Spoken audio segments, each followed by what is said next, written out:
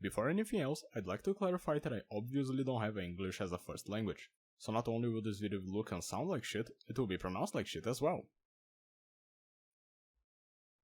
If you clicked on this video, you already know about Dream's cheating scandal, so I'll get right to the point.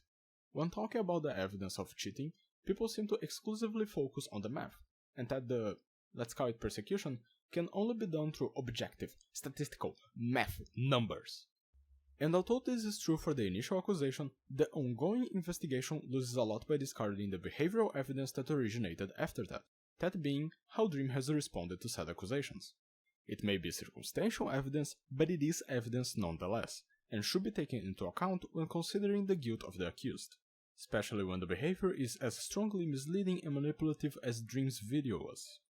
The closest someone of any notoriety that I know of got to the subject was Carl's Jobs at the end of his video, when he decided to talk about one of Dream's misleading tweets. But even he gave Dream the benefit of the doubt when it comes to his response video, despite recognizing it as misleading. In this video, I will try to explain how and why Dream manipulates the audience. For this, I will be assuming that you watched both the accusation and the response video, as well as the Mathemaniac's explanation of the math, and Carl's documentation video, judgment video, third party opinion, Carl's video. This is because I am assuming that you already know that the numbers presented in Dream's paper are wrong. I won't be assuming that you read the papers, because frankly, why would you fucking bother? They are boring, long, and halfway to the response paper, I realized, hold up, people already said that the paper itself is vastly wrong and misleading in favor of Dream. I don't need to assume this garbage needs to be correctly quoted, it is already manipulative as fuck. But, even though I say this, I did read halfway through it, and I noticed some dumb fuckery in there. I will be mentioning it, but don't worry, I am going to explain it. You don't need to read the damn thing. So, part of Dream's argument was that Geosquare's video was trying to make him look as guilty as possible. So to be fair with Dream, I decided to rewatch the accusation video and attempt to find any sort of manipulation. The revelation of Dream's success rate was a little theatrical. Some editing choices and music cues were a little extra as well. His presentation of Dream's Blaze Rod luck in the form of a question to the audience was also a little provocative. There are two cheap shots at Dream with "they didn't learn how to get Dream luck yet" and "Dream, despite being a coder, doesn't know what he's talking about here." But comically enough, this one may be in Dream's favor. The only other thing that may be held against him is the fact that by the end of the video he starts talking about possible reasons to why Dream would cheat. But taking into consideration that most people defending Dream were saying a variation of "why would he cheat? He has no reason to cheat," it actually makes sense for him to lay this groundwork for people who were defending Dream based solely on who they believed him to be. There are a few things that Dream highlighted in specific, but I will talk about them later. To talk about Dream's video, we need to establish a few themes that he keeps reinforcing. The idea that the mod team's numbers are unbelievably wrong, that said numbers were actively manipulated against him, that the mod team is intentionally malicious against him, that he is a naive boy who is oblivious to the fact that the mod team is evil and against him, that the mod team is manipulating the audience against him. The reason why I listed these themes is because they are the backbone of Dream's manipulation, the objective of which we are gonna talk about at the end of the video.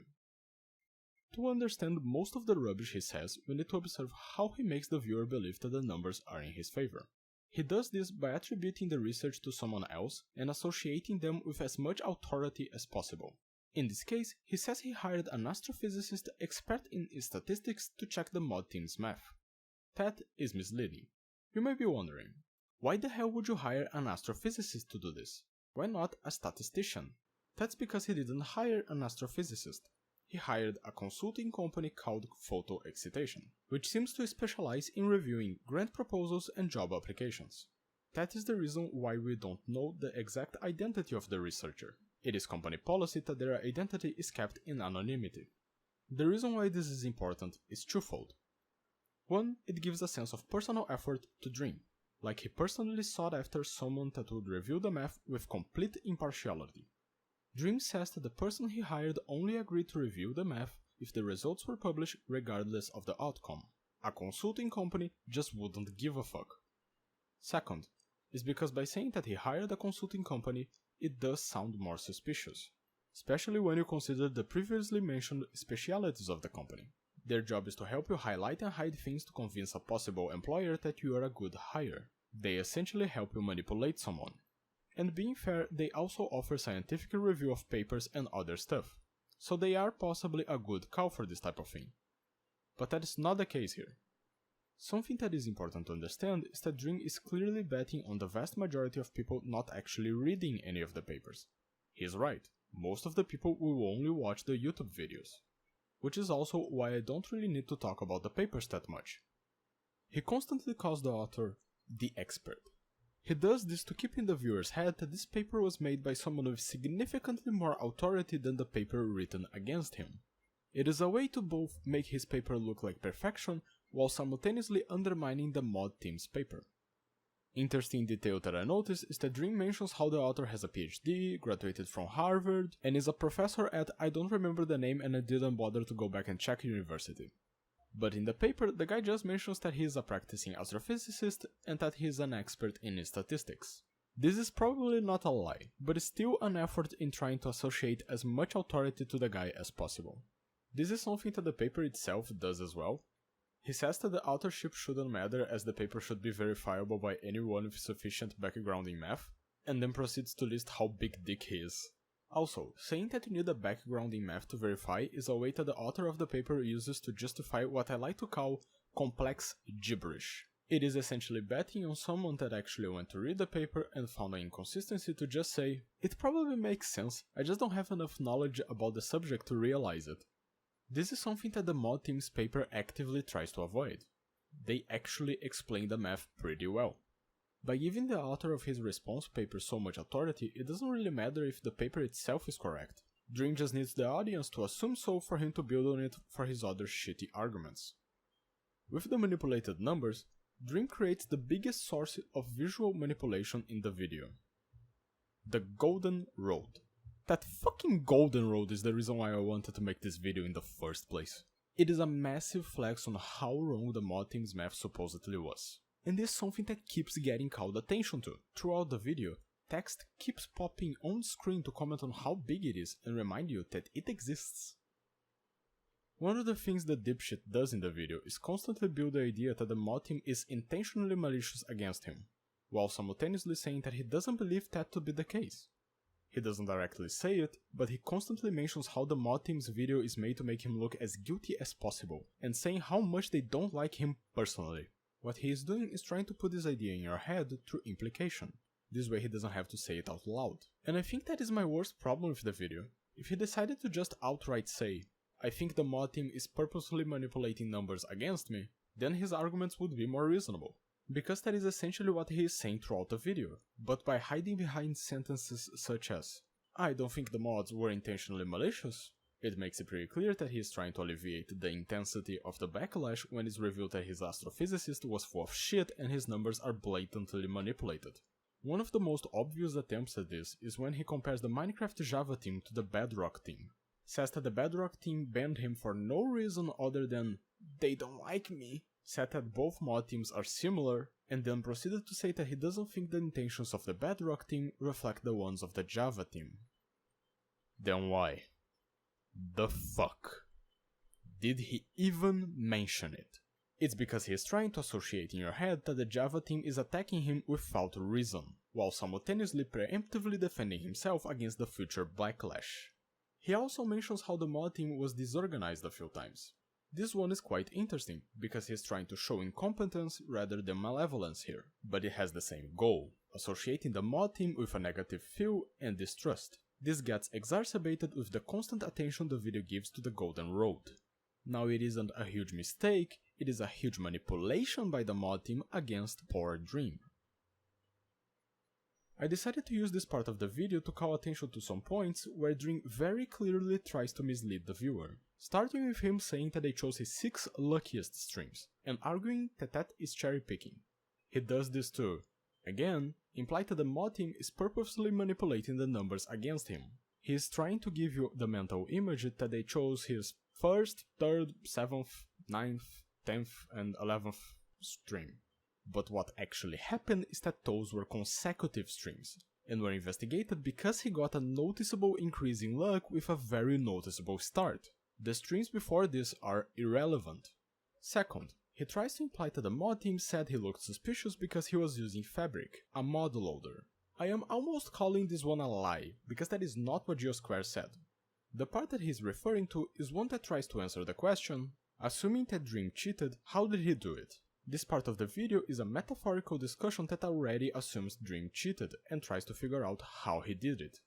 With this, Geosquare says that using a mod seems the most suspicious because he had both the mod loader and the Fabric API. The mod loader is even mentioned as being used by most of the community. He even mentions that another mod Dream had loaded called Sodium is, and I quote, a perfectly legal FPS boost mod like Optifine. He lies about what was actually said in the video to make it look like the mods are altering the rules specifically to make it look like he cheated. There is a moment in Geosquare's video where he mentions that they weren't able to get Dream's mod folder because he deletes them regularly. But apparently, Dream never said that. And that what was actually said was similar, but not the same. That is actually quite worrisome. Geosquare might have lied about what Dream said to make him look suspicious. Apparently he corrected himself in the video's description. I want to read it. But gosh darn it, wouldn't you know it? When showing Geosquare's description, Dream accidentally left the correction at the bottom of the video, cutting most of it. Oh golly, guess we will have to go to Geosquare's video to see what it says. Here we are. Let's see. Update 2. At 10:40, I misinterpret what Dream said while writing the script. Apparently, he does not delete mod folders regularly. What he had were multiple mod profiles. And during the investigation, he ended up deleting his specific 1.16 speedrun profile because he was frustrated with the investigation. Source: Dream. You manipulative little shit. This is so much worse! It's not that he deletes the mod folders regularly and the 1.16 mod folder was caught in the purge, he very specifically deleted possible evidence because he was frustrated with the investigation. You might say, couldn't Geosquare be lying in his description? But that is not the case. Dream acknowledged the description as a correction in his video and doesn't say it is wrong. He also very specifically leaves the edit in the bottom of the video, only showing the part where Geosquare admits he made a mistake and leaving out the actual correction. He is very specifically capitalizing on this mistake to try and make the viewer believe that the mod team's video is lying about what he said to make him look bad. But in actuality, if they had reported correctly, he would look 10 times more suspicious. The fucker is just banking on the fact that most of the people watching his video will take his word on what actually happened, and won't bother to look in the actual description. The golden road was what made me want to make this garbage, but this is easily the most infuriating part of it all. Just because it's so blatantly scummy.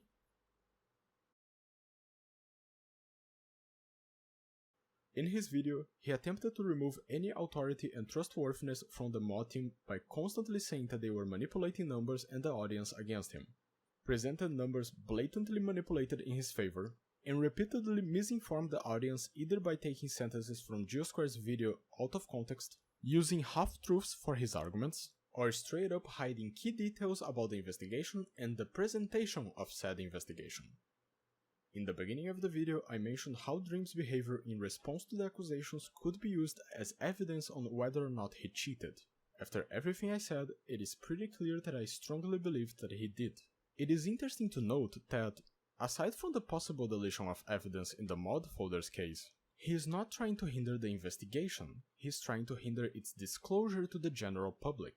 He is giving his fans an easy excuse to continue watching his channel, since he knows they are young and won't search for counterpoints of his arguments by themselves. Not only that, but he seems to be putting some effort into stopping his viewers from even stumbling into responses. He apparently blacklisted Carl Jobst's name from his comment section, so his fans won't be able to see people mentioning a third-party opinion that reaches a conclusion unfavorable to Dream.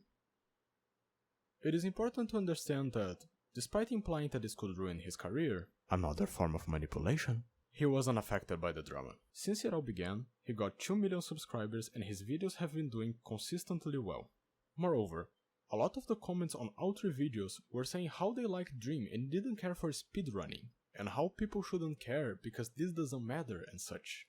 Since the beginning, his fans were already deflecting any possible guilt of watching his videos. He is too big to actually be hit by this all. In his video, he claims that the numbers on the mod team's paper were already bad enough, and that they didn't need to say they were considering the best possible scenario in his favor, and says that this was made to make him look guilty. This becomes quite ironic after analyzing his video, because he is essentially calling them what he is: manipulators. If the numbers his expert came up with show very clearly that he did not cheat, then why did he go through such lengths to make the mod team look so evil? It's because, as I said before, Dream cheated, and is trying to cover it up. Originally, I wanted to go through the video mentioning each moment that I believe to be an attempt to either mislead or manipulate the audience, but this would have required way more work to be entertaining, and is something that my I don't use English on a daily basis ass could not do. It ended up making the video way shorter and less direct than I expected. Also, I used less examples than I wanted to, but I hope that by explaining the situation, you might be able to catch Dream's fuckery if you happen to rewatch his response video.